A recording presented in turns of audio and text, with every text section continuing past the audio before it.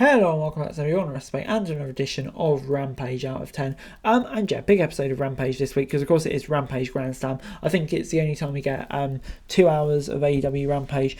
So yeah, there's lots going on. Lots of kind of big caliber matches as well that you get on these shows as well. So yeah, a lot to look forward to. And we start things off with Darby Allin Sting versus Christian Cage and Luchasaurus. And yeah, it was a really fun match.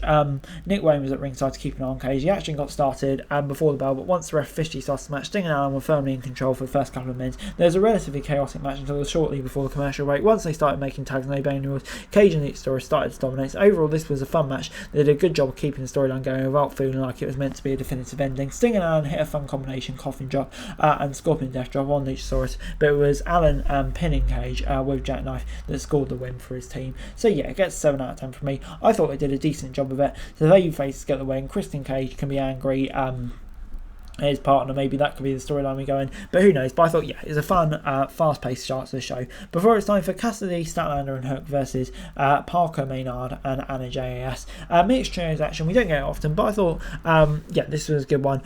Jake Hager was with the heel team as ringside support. Maynard panics when Hook locked in the Red Rum early, so he tags in Jake to force Hook to leave the ring so Statlander could take his place. The TBS champion had a power advantage, but Jay put up a good fight whenever they were in the ring together. The match wasn't nearly as chaotic as the first bout we got in the show, but it all worked in favour. All 6 competitors spent some time in the ring before they were making regular tags on both sides. This wasn't particularly memorable. It's nice to see the former JS member continue to get screen time without being associated with Jericho. Everyone played their part well, but like a lot of AEW matches, there was a lot of good stuff, and OC got the pin for the team by hitting the orange punch on Parker, while Hook hit the Maynard on the red rum. And yeah, I think we could always see a babyface win coming in this match, and that's exactly what happened. And yeah, I've got no issues with that at all, to be honest. I think, yeah, looking at calibre, it definitely makes sense. So yeah, 6 out of 10 from me. It was then time for the Hardys versus Kingdom versus Righteous versus Best Friends. Sammy Guevara joined Tom Callis and Konosuke Takeshita for a promo to talk about why they're coming together. This led to Jericho coming out to attack them. Omega joined them but drove off the Callis family. They had a tense stare down. The next matchup was the Fatal 4-Way tag match to determine the #1 contenders for the ROH tag titles. Matt and Jeff, Dutch and Vincent, Matt Bennett and Matt Taven, and Chuck Taylor and Trent Beretta were the 4 duos competing to face Adam Cole and Jeff for the belt. All 8 men started brawling as soon as the bell rang. After about the last 2 segments, Vincent picked up the win for the Righteous. Taven and Bennett were irate, and they looked to their anger on the Best Friends after the match was over. The bout couldn't properly showcase anyone because there were so many teams involved, but having the Righteous win was the right call after they just defeated the Hardys recently. So yeah, that all made sense. So yeah, it gets 6 out of 10 for me. I'm looking forward to that match. I think maybe having Bennett and Taven win for the storyline perspective may be the logical choice, but yeah, no issue with that. I think that's going to be a great match to Righteous as well. So yeah, it's going to be good stuff. It was then time for the Dark Order versus the Acclaimed and Daddy Ass for the Trios title. And yeah, even though the Dark Order were trying to be taken more seriously, the bout still included quite a few comedy spots, especially from the Acclaimed and Daddy Ass. The champions didn't seem to be taking the match seriously at first, and they ended up paying for it when Uno, Silver and Renos took them all out at once. The story was telling when the Dark Order was effective in this match. They also had a steady pace, so it was easier to follow than a lot of Trios matches. The Acclaimed and Daddy Ass ended up getting a win, but the Dark Order came away from it looking strong. It wouldn't be surprising if they were the ones who eventually ended up taking the belts. But yeah, I thought for what it was solid enough. We're never going to get a great trios match, but I thought, yeah, for what it tried to be, it was decent enough. So yeah, good stuff. But it's then time for Sky Blue versus Julia Hart.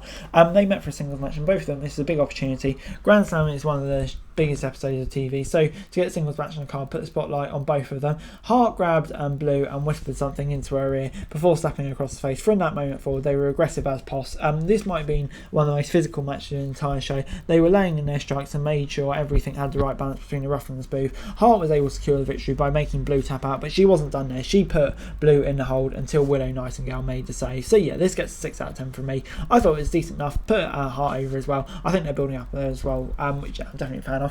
Mike Santana, after recently returning against Ortiz, decided to walk his own path, and yeah, he had a squash match against Bronson of the Iron Savages. It wasn't a total squash, to be fair, but it made Santana look good and quickly achieved his goal. He won the match in just a couple of minutes. Ortiz came on the stage and they had a confrontation as well. And yeah, even with personal differences, I think definitely the right thing to have them working together. Before it's time for the ROH 6-man tag team title match, and we had Toa Leona and Brian Cage and Bishop Khan taking on Adam Page and the Young Bucks. The Young Bucks all had the trios titles at gold at different times, but this is a combo that held the ROH 6-man titles, so they were looking to add to their original 201 day title reign. After it looked like Hangman and the Bucks had the match well in hand, Swerve appeared on stage, Hangman was distracted and left the ring, almost costing his team the match. This match had a lot of fun moments, but it felt a bit weird to have yet another ROH title bout on AEW TV, especially on ROH. It was easy to forget these two were legal because so many people were worried about titles, but this tends to be the match with Young Bucks territory. Hangman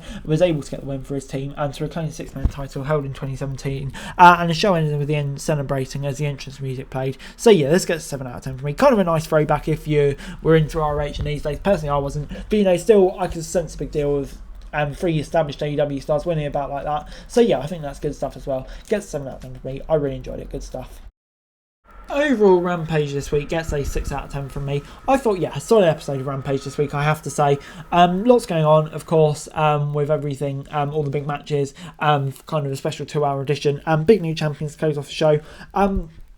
So yeah, on the whole, I have to say I do enjoy this. I did enjoy this episode of Rampage. Good stuff. But anyway, guys, that's it. Really. Thanks very much for watching. Like, share, subscribe. That's going to be wrestling news and subscribe to the channel. It's going to be greatly appreciated. Thanks very much for watching. Peace out.